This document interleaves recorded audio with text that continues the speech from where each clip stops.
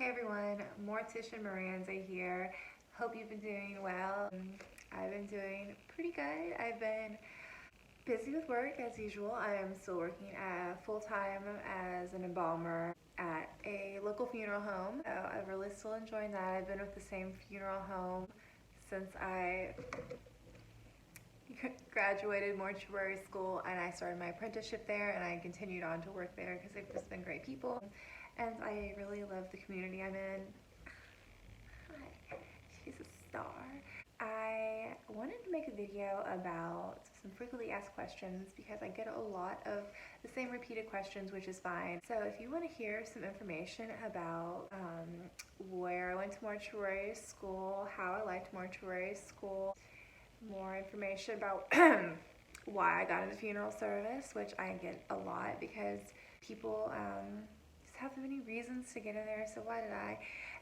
So yeah, stick around to hear some of my frequently asked questions and just to hear more about me, because why would you want advice from someone that you really don't know? Oh, she's just so pretty. Look at that.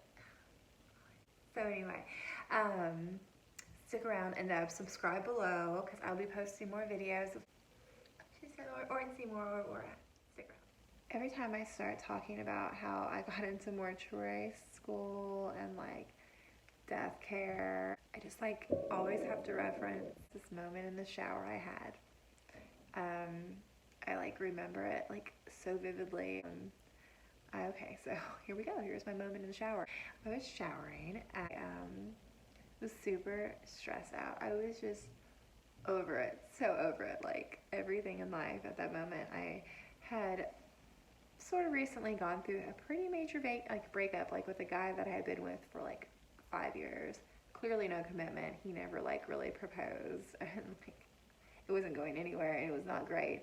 So it was a good thing, but I was very stressed from it. I was in nursing school, and I was not having a good time with it. I was in clinicals, and I was just overall exhausted, and just everything was just leading to bad mood times, like kind of like leaning on depressed. I mean, really. I know this sounds, I was thinking about my great grandmother. I know that sounds crazy. Okay, I was thinking about great grandmother. I mean, it always pops up when I think about her, even if it's just like thinking about like what would she say in these horrible moments of my life, like how would she support me. She's just had passed. After all those thoughts, I always would go to my last picture of her in my head, like the last thing that I can remember of her, and that is her in her casket. I don't know if most people are like, oh my god, my great grandmother was so beautiful in her casket, but I'm that person, and every time I think of her in her casket, she's like glowing, angelic. I mean, it just is uplifting, you know, to think about it. And for some reason, my brain just made an instant connection, like, oh my god, this is what you need to do. This is funeral service, is the light. This is like what I've been meant to be like doing forever, and that's like literally what happened. I like got really excited in the shower, and I remember like wanting to just be like, shut the shower off, let's dry off, and let's do some research. I really didn't know even how to begin. I had never worked in a funeral home before. I had only been to a handful of funerals. I am going gut feeling on this. This is it. This is what I want to do. Research. So I researched. It's shockingly low how much death care information's out there. So finding anything on how to get into mortuary school, you're shooting in the dark a lot. So luckily I got I got Cincinnati College of Mortuary Science, which I didn't know at the time was like top notch, like top ranked school. I just liked it because it was close to me. This is like too much, but it was close to me, and also literally where, like in the area where the guy that I had been talking to was living. So it was just like coming together for me, and I was just ready to get out of where I was. I mean, by nursing school, by ex that lives in the same area, by depression. Let's just do this thing. So that's what I did. Yeah, literally moved in. We got an apartment together, but he ended up proposing to me after I graduated, and now we're married. So it just, things just work out how they're supposed to. So I really enjoyed mortuary school. I had a great experience. I was the vice president of my class. I got to go to the national convention in Indianapolis when I was attending mortuary school, which national funeral conventions are so amazing. The restorative art classes in mortuary school are fabulous. I love art. Oh my god. Art's so fun. I love working with my hands. Cincinnati College of Mortuary Science, which obviously I am partial to. It's like a very good school. They have an on-site embalming lab, which I just think is the coolest. I didn't realize at the time, but not a lot of places have that. So if you can find a mortuary school with an on-site embalming lab, that's awesome. Because other times you're not going to really get the hands-on experience that I think you should have. I love mortuary school. It was one of the best times of my life. It was so stressful. Sometimes it was so stressful. But I had a really good experience. I had great instructors. I want to be like really open with you all about everything. I'm not going to like sugarcoat anything. I feel like a lot of funeral services romanticize, which I think is ridiculous because it's stressful work. It's time consuming. You have to work with people that are difficult sometimes. After mortuary school, I served a year-long apprenticeship in Kentucky under a funeral home, and the funeral home is actually who I'm with today. I've been with them since 2016.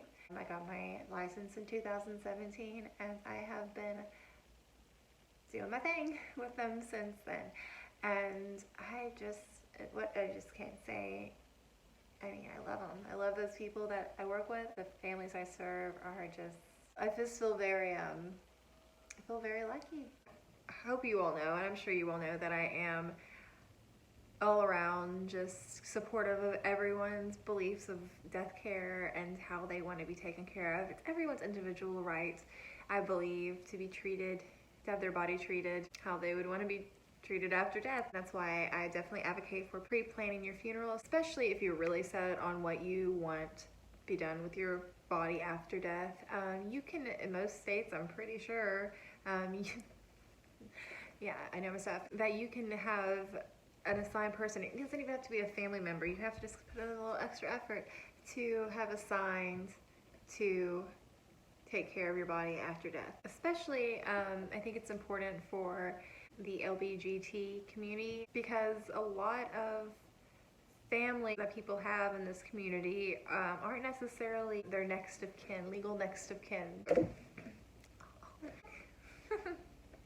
Anyway, I've seen a lot of disrespect of the deceased after death. I mean, I haven't seen it firsthand, but I have known about it, I've heard about it through just reading and news reports, of course. But for example, a transgender woman dying, and her mother is the next of kin, but her mother was very against this transition. And so instead of presenting this woman as herself, as a woman in the casket, the woman was presented as a male in the casket, so buried like that. It's really an awful story, actually. Look at those little kitty legs. This is why I'm not a depressed person. Anyway, I think those topics are really need to be discussed. And on that note, I just want to make it clear, since this is one of my first videos, that ultimately that it's so important to have respect and dignity for the deceased, and that is my ultimate goal as a mortician. Not even goal, that's what I do as a mortician.